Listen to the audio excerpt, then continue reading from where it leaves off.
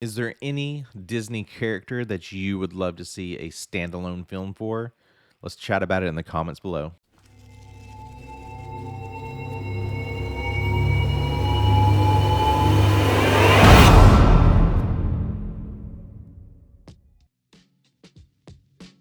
Cruella is the latest live action Disney film that is out in theaters now, starring Emma Stone as Cruella and Emma Thompson as the Baroness.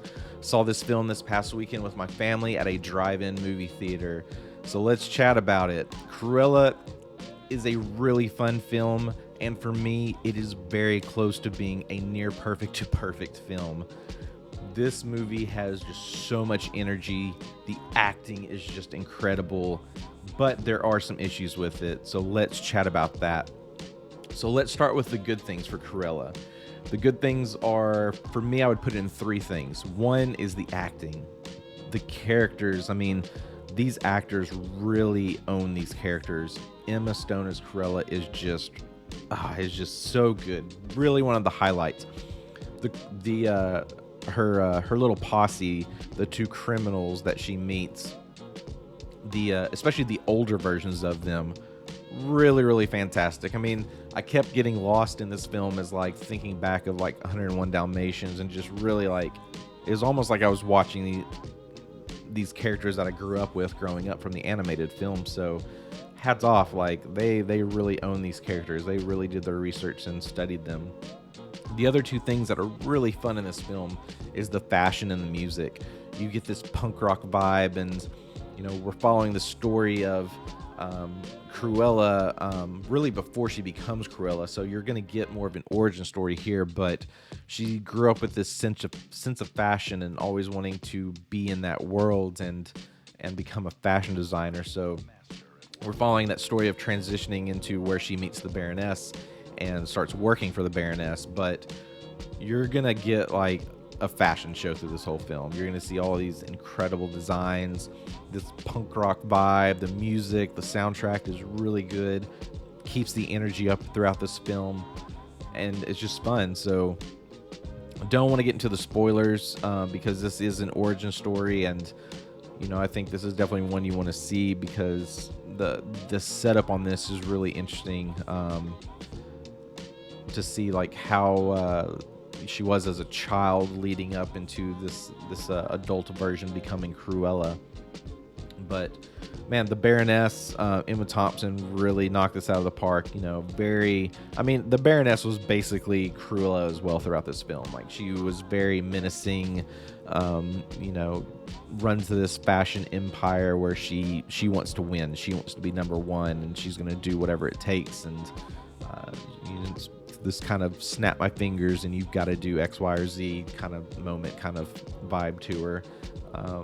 Really solid job. I mean, you just don't like her once you meet her. It's like she did such a great job of like really like not wanting to like the Baroness of the whole film. Whereas like with Cruella, you do get a little bit more sympathy towards her, and it's really interesting how they set all that up.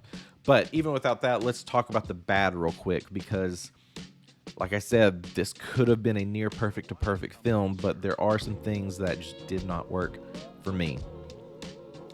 The main things being the runtime of this film is really long. This is an over 2 hour film. I think it's 2 hours and 15 minutes. I did not think it needed to be that long. There are a lot of sequences in this film that could have been left out.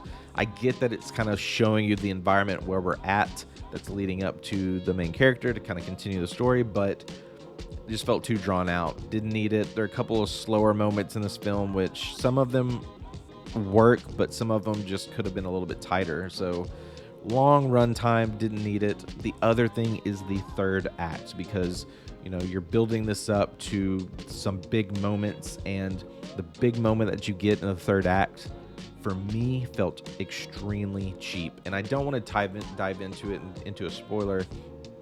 The only thing I can say here is it feels like it was copied from another film, and once you see it, you'll probably know what I mean. and it just felt like, why did they do this? Where's this going to go? And it's one of those setups like, oh, I guess I could have seen this from the beginning, but you do kind of get lost in the story and want to see where it goes. But once you get there, it's just like, ugh, why?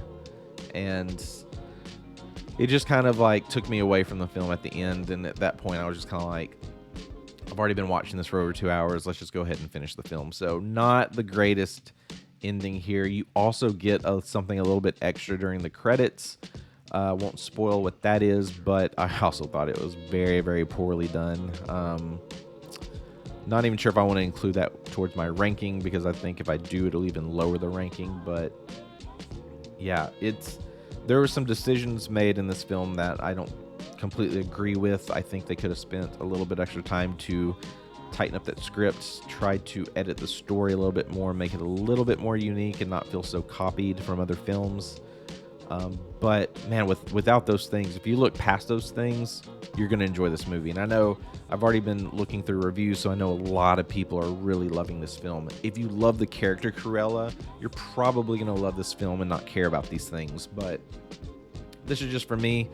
They didn't do it for me, so it does kind of like ruin the movie just a little bit, but not too bad. So overall, I would give Cruella a B+. I think if I were going to include like the extra scene that you get, I'd probably lower it to a B-. Even though it's not a huge scene, it was pretty bad in my opinion, and it really lowered the score. But it's still a fun movie. It's rewatchable. I would watch this again because the acting is so good, and I think the music's great as well. So for all of that, yeah, I would watch this again. Also, seeing this on a drive-in, there were a lot of moments that I couldn't really hear the audio that well. And you just have this different environment of you have more factors going on that can kind of ruin that experience. It wasn't the greatest drive-in experience, but I'm excited. Once this hits Disney Plus, I'll watch it again so I can get just another viewing to be able to hear everything and kind of really pay more attention to it. Maybe that'll change my rating, but probably not. But anyway, that's Cruella. Curious, did you see this? Did you like it? Did you not like it? Let me know in the comments below. And like from the intro, is there another Disney character, maybe villain, maybe non-villain, that you'd love to see a standout film for? I think the numbers for this will be strong enough to where they'll do another film this way. This is also a pretty dark film. So I feel like a lot of people are going to be pushing for something like Ursula as the next standalone villain film. Though I would be cool if they did like another Peter Pan, but just focus on Captain Hook and getting a little bit more story behind him, maybe up to the point where he meets Peter Pan would be really cool. Those are just my thoughts. Anyway, thank you so much for checking this out. Be sure to subscribe to this channel. Excited to be talking more movies soon. We'll see you in the next one.